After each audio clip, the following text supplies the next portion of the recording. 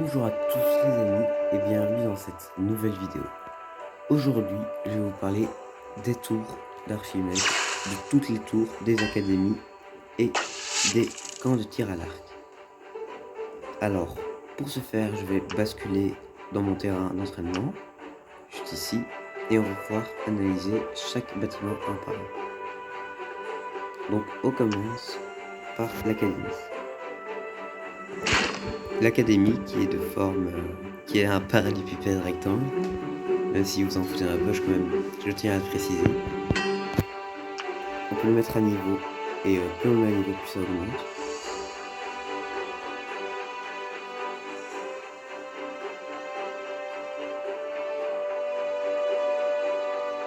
Et les troupes aussi, on peut le mettre à niveau. Comme ça. Donc là, vous voyez que si la troupe est tout en gris, ça va, ça va être facile à le battre. Si la troupe commence à être en or et rouge, ça va se compliquer. Et s'il est en rouge, noir et or, bonne chance quoi. Donc du coup, je vais la mettre. Voilà, on va le mettre au max ou pas. Donc il faut un niveau à tout, hein. Donc vous ne pouvez pas le mettre directement du niveau 1 au niveau 85, même si vous avez toutes les ressources nécessaires. Donc voilà, lors des combats, elle va faire spawner des petits gardes qui vont attaquer vos dieux en fait. Donc après, il y a le camp de tir à l'arc. Donc là, au lieu de faire apparaître des soldats, il va commencer à faire apparaître des archers. Donc ça c'est pratique parce que les archers vont tirer de loin et ne seront pas susceptibles d'être dégommés par Arès avec cette tornade de lame.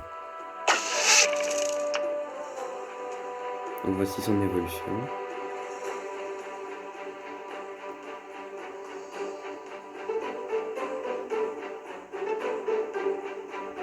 Voilà. Et voici pour ces unités, quand l'unité est brune, c'est que ça va. Quand l'unité devient un casque couleur or, ça passe encore. Et quand il a un uniforme rouge, c'est compliqué. Donc on repasse sur l'autre camp.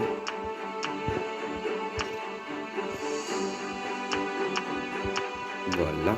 Maintenant on va passer aux tours. Les tours, je vais plutôt les mettre là, comme ça m'évite de tout faire à chaque fois. Donc les tours de flèche. Maintenant il y a un bug à cause des tours de flèche et du coup on ne peut pas voir leur portée. Donc normalement il y a un cercle qui s'affiche pour savoir jusqu'où ils peuvent tirer. Donc les tours de flèche. Les tours de flèche.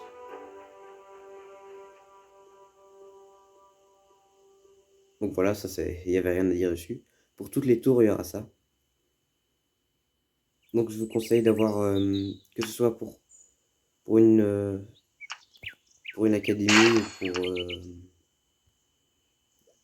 ou pour un champ de tir à l'arc, je vous conseille toujours de mettre au minimum, de sorte à ce qu'on ne voit plus l'herbe.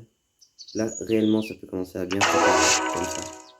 Et ici aussi, pour les tours, au minimum, on le met comme ça. Et donc, les archers vont augmenter plus on augmente le niveau, jusqu'à ce que ça se referme. Donc là, c'est le plus important.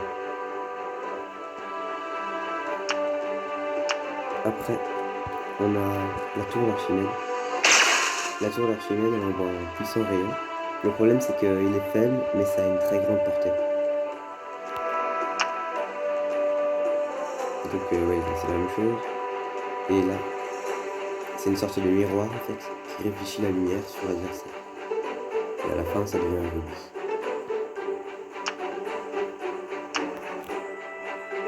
Après, les tours de baliste.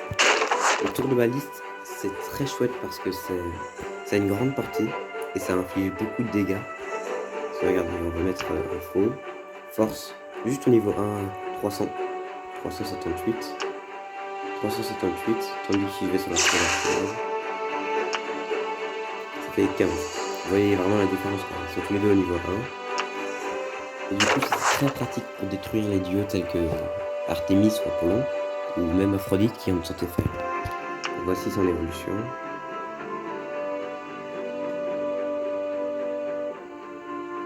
Moi je vous conseille au minimum de l'avoir à ce stade-là.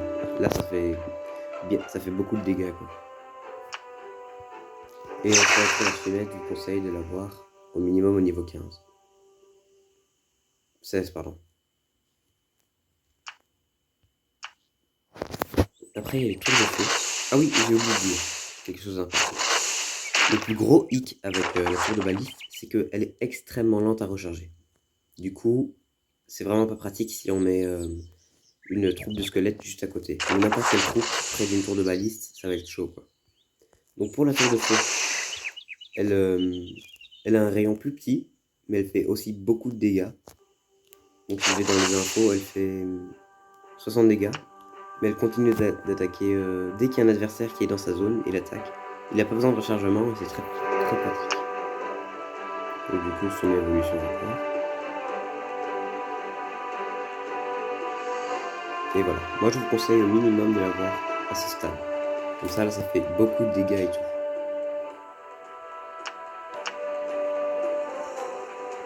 Donc après, ce que j'ai pu faire... Ah, les tours de cyclope. Donc les tours de cyclope, elles vont envoyer une grosse boule de cyclope sur... enfin, un gros caillou, on va dire, sur les ennemis. Ça, c'est très pratique pour détruire les ennemis qui sont regroupés. Donc après, je vous montrerai mon village pour savoir où poser les défenses et tout. Donc je vous montre son évolution. Vous voyez que la boule change à chaque fois. Et moi, je vous conseille au minimum d'avoir la boule à pic. Enfin, le dernier, est celui que beaucoup de personnes attendent, car il faut être au niveau 75 pour l'avoir, la tour de Gorgone. Donc la tour de Gorgone, elle va pétrifier toutes les personnes qui sont dans son cercle, enfin la plupart des personnes qui sont dans son cercle. Donc c'est hyper utile, mais vraiment hyper utile quand on se fait attaquer, parce qu'elle est extrêmement puissante. Donc je vous montre. Vous verrez sur mon village, c'est au niveau vert, juste avant le dernier niveau. Donc je vous montre vite fait dans mes défenses. Ah oui, il y a un petit bug, pardon. Donc dans mes défenses, la plupart du temps, ce sont les justement, ce sont les tours de la Gorgone qui font plus de dégâts. Donc maintenant, je vais vous montrer comment les mettre dans le village. Donc avant tout, il y a des choses à savoir. Ce que je vous conseille déjà, c'est toujours mettre un truc de rapproché avec un truc long. Comme ça, si quelqu'un attaque la tour de balise avec plusieurs unités, ce qui est très facile pour en détruire, et bien là, la tour de balise peut faire son effet et détruire les ennemis. Donc là, je vais vous montrer. J'ai mis deux tours de balise dans l'entrée, enfin à l'extérieur de mon village pour faire le plus de dégâts possible. Ici, ils sont protégés par les tours de cyclope et les tours de flèche. Les tours de flèche aussi. J'ai mis les centres de Gorgone au milieu de mon village, parce que vous voyez que c'est extrêmement... il y a extrêmement beaucoup de portée. Et ça, le temple d'Aphrodite le temple d'Artémis, pardon, n'y fait rien du tout. Donc vous avez beau avoir le temple d'Artémis ou pas, si vous le mettez au niveau 28, vous aurez cette portée.